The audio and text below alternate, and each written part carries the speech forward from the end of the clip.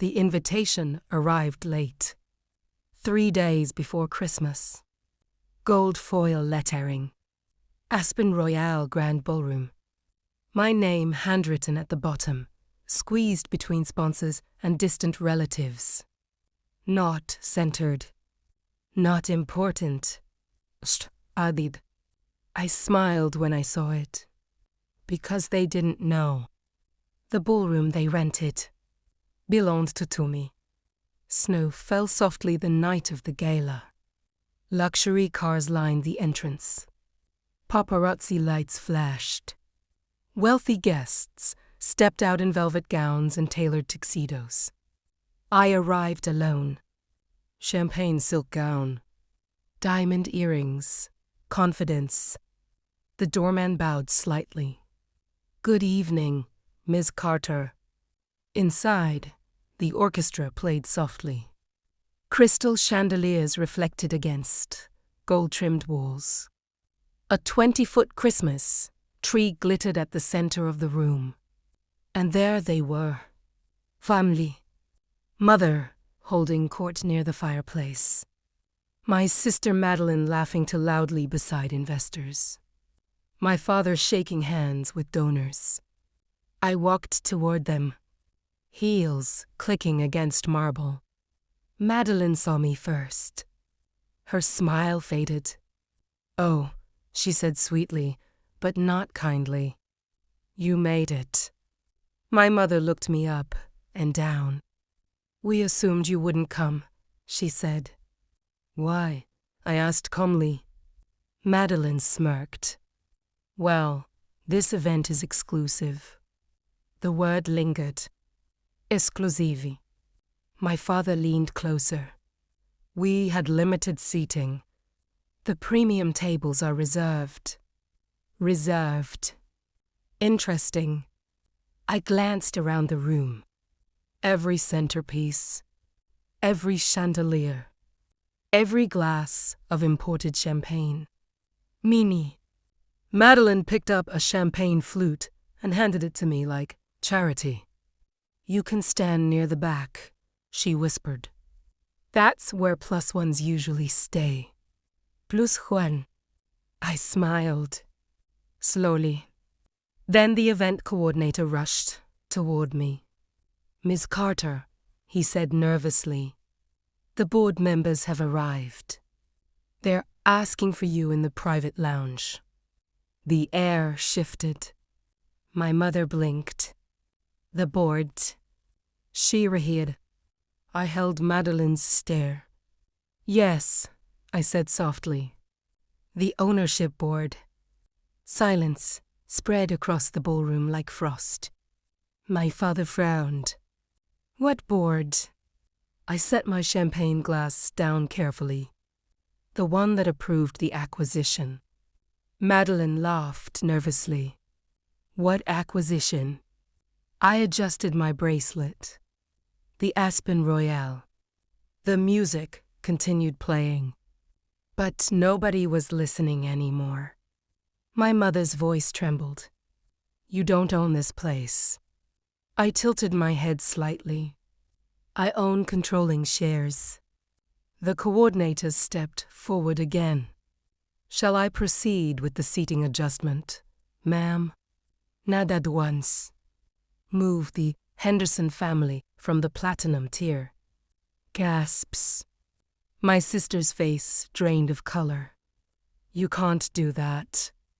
I looked at her. Calm. Cold. They tried to humiliate me.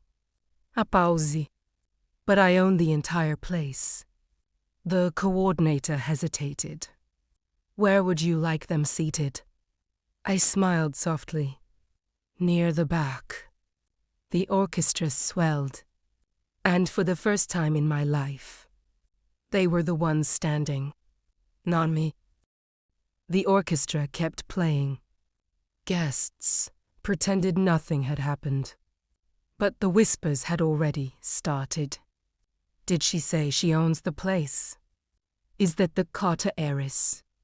I thought the Hendersons controlled this venue. My family stood frozen near the champagne tower. For once, they weren't the center of attention. I walked toward the private lounge. The ownership board was waiting. 3 investors, 2 attorneys, 1 acquisition partner, and the man who changed everything, Mr. Davenport. Money, sharp mind, no patience for nonsense. He stood as I entered. "You handled that well," he said quietly. "I wasn't handling anything," I replied. "I was correcting a misunderstanding." He smiled slightly. The Henderson family assumed they were negotiating with me. "I know," I said calmly, because that was the twist. They never knew who bought the majority shares. They thought it was a silent investor. They never imagined it was me. 3 months earlier, my father had approached investors behind my back. He was restructuring the Carter Family Trust, removing my voting rights, transferring control to Madeline's husband. They thought I wouldn't notice. They thought I wasn't paying attention. But I was. And instead of arguing, I acquired. Aspen Royale was their biggest fundraising stage, their social capital, their reputation, their influence. So I bought it. Quietly, legally, completely. Back in the present, the lounge doors opened. My mother walked in first. Her expression was tight. "Emily," she said carefully, "we need to discuss what you just did." Madeline followed, anger barely contained. "You embarrassed us." I leaned back in my chair. "No," I said calmly. "I exposed you. My father entered last. You blindsided this family." I raised an eyebrow. "Like you did when you tried to remove me from the trust." Silence. Madeline's face shifted. "What is she talking about?" I slid a folder across the table. Legal documents. Board votes. Signatures. Their signatures. My father's jaw tightened. That was business. "So was this," I replied. The air felt heavier. My mother stepped closer. "We were protecting the legacy." I smiled faintly. "You were protecting Madeline." That was the truth. Madeline had always been the golden daughter, the socialite, the perfect match, the acceptable heir. And me? Too independent, too strategic, tired, too dangerous. Mr. Davenport cleared his throat. "As of tonight," he said, "Ms. Carter holds controlling interest in Carter Hospitality Holdings." Madeline blinked. "That's impossible." I folded my hands. "No," I said softly. "It's inevitable." My father's voice dropped. "What do you want?"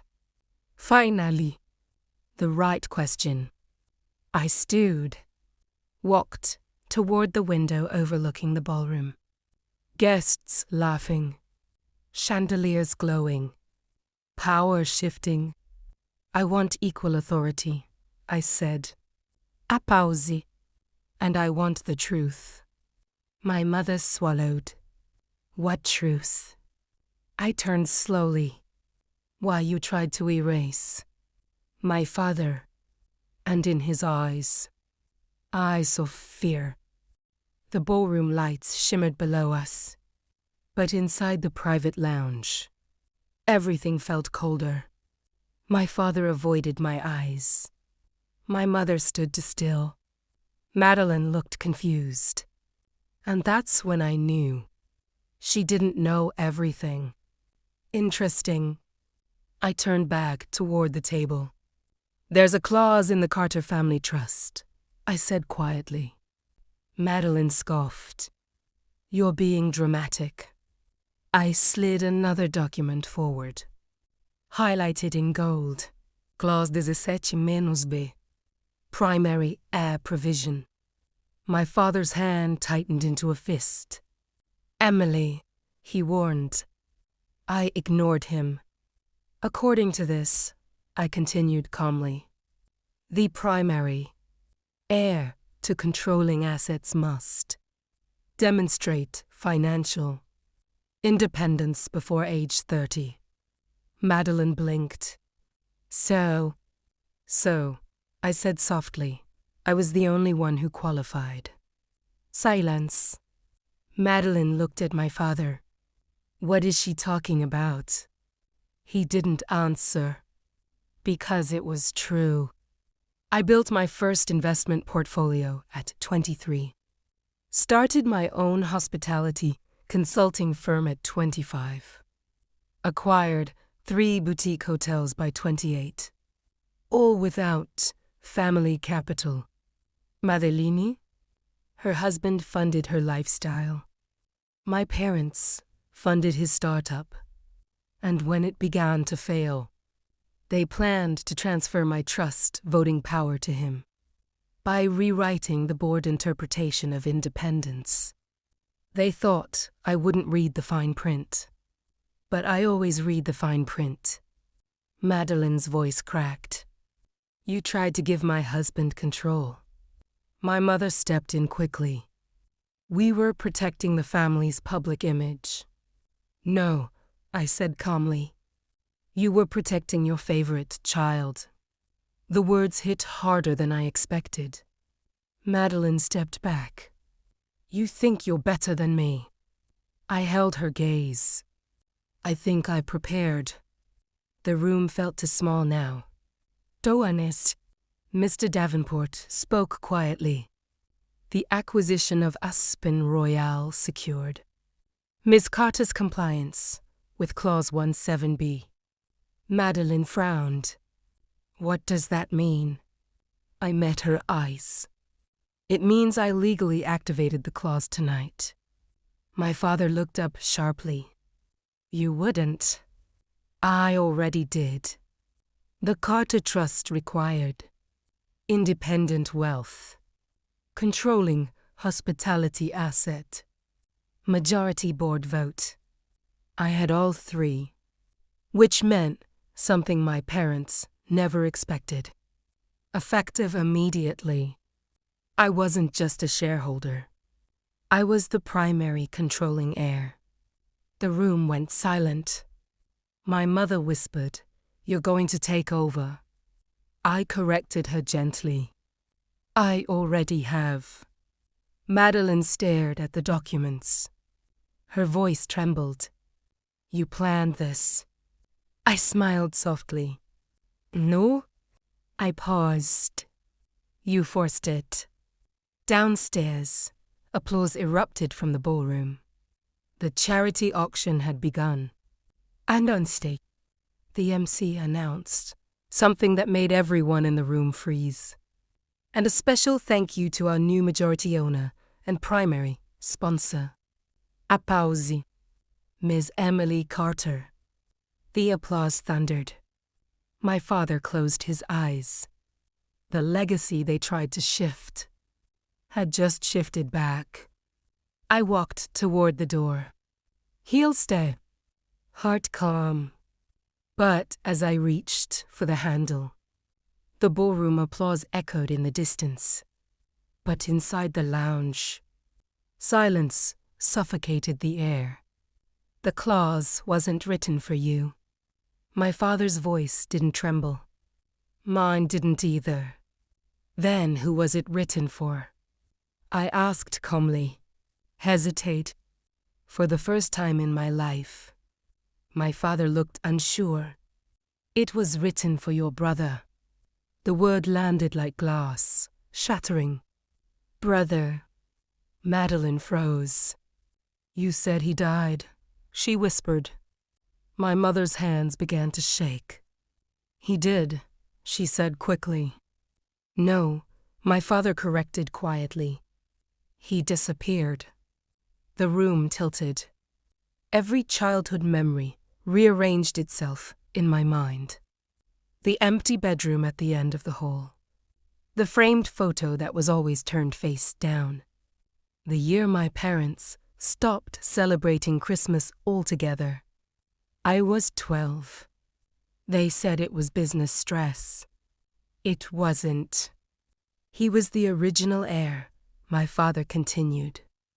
The clause required independence, control, vision. Swallowed. And he had it. Yes. Madeline's voice broke. Why didn't we know? Because he left, my father sighed. At after an argument about the company. The Carter legacy was built on hospitality. Luxury resorts, event venues, international investments. My brother had wanted to expand into tech-based hospitality systems. My father called it reckless. They fought, and he walked out. For years we waited, my mother whispered. We thought he would come back. The clause remained, untouched. Unactivategi. Tell me. I felt something unfamiliar in my chest. Not anger, not triumph, grief. You were never supposed to compete, my father said softly. You weren't even meant to be involved. Madeline looked at me slowly. That's why you pushed her away, she said. That's why you didn't want her near the board. Because if I qualified, the clause would trigger, and control would legally shift. Which it just had. I stepped closer. Why didn't you tell me? My father's eyes were tired. Because if he ever came back, the trust would have to choose between a missing heir and the daughter who built an empire from nothing. The lounge doors opened suddenly. An assistant rushed in. Sir, he said nervously, there's someone downstairs asking for you. My father stiffened. Oh, the assistant swallowed. He said his name is Daniel Carter. The heir left the room. Daniel, my brother's name. My mother's champagne glass slipped from her hand. Madeline went pale. I didn't move. Because somewhere deep inside, I already knew. This story was never about Christmas. It was about inheritance. And it wasn't over. The ballroom doors opened. Every head turned. And there he was. Daniel Carter. Not the reckless 18-year-old who left home. Not the missing son. But a man in a tailored black suit. Calm, sharp, unapologetically powerful. The room parted for him. Not out of courtesy. Out of presence. He walked past investors. Past board members. Past my stunned family. And stopped in front of me. For a long moment. We just looked at each other. You activated the clause, he said quietly. His voice wasn't angry. It was impressed. I qualified, I replied calmly. A faint smile touched his lips. Of course you did. Madeline stepped forward. You're alive, she whispered. Daniel glanced at her briefly. Yes. Cold, controlled. My mother rushed toward him. We thought you were gone. I was, he replied. From Mary. We moved to the private lounge. The board followed. Because suddenly, this wasn't family drama. It was succession war. Daniel placed a leather folder on the table. I didn't disappear, he said. I expanded. Inside were contracts, equity agreements, technology patents, hospitality, automation systems, luxury property data software, international licensing deals. He built what he once proposed. And he built it without Carter funding. I own 40% of the largest hospitality tech platform in Europe. Sidekom. My father sat down slowly. You did this alone. Yes. A pause.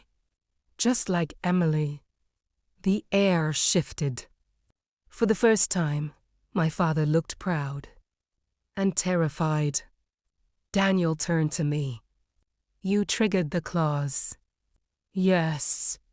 And you meet the requirements. Yes. He nodded once. Zoe. Silence. Madeline's voice trembled. What does that mean? Mr. Davenport spoke carefully. If two qualifying heirs activate Clause 17B simultaneously, control defaults to a majority decision between them. The board looked between us. Brother, sister, both independent, both powerful, both legally qualified. Daniel met my eyes. So, he said quietly, what kind of legacy do you want? Not a threat. Attesti. I studied him carefully. He wasn't here to take from me. He was here to see if I deserved it. The ballroom applause echoed again downstairs. The Christmas gala continued. Diary. The future of the Carter Empire was being decided. Daniel leaned slightly closer. You can fight me, he said. Or we can build something bigger than either of us, alone. I felt the weight of everything. The humiliation. The exclusion. The years of being underestimated. Now, the choice. Power alone. Or power multiplied. I extended my hand. 50-50, I said calmly. Madeline gasped. My father stood. Daniel looked at my hand. Nachimi. A slow smile appeared. Equal authority, he said. Equal vision. He shook my hand. And in that moment, the Carter legacy didn't divide. Evolved. But downstairs, someone was watching, and they were not happy. The ballroom lights shimmered below. The Christmas auction was reaching its final bid. Investors laughed. Champagne flowed. The Carter name sparkled in gold across the stage backdrop. Upstairs. The empire had already shifted. Daniel and I stood side by side. Equal. Qualified. Unshakable. For the first time in Carter history, power didn't belong to our parents. It belonged to us. Mr. Davenport entered with final documents. Clause 17B has been formally activated, he announced. Primary controlling authority now transfers to Daniel and Emily Carter. My mother sat down slowly. My father didn't speak. Madeline looked like she was watching her future dissolve. You're removing us, my mother whispered. Daniel answered calmly. A pause. We're modernizing. I stepped forward. You tried to erase me, I sighed gently. You excluded me from rooms I now own. My father finally looked up. This was always about control, he said.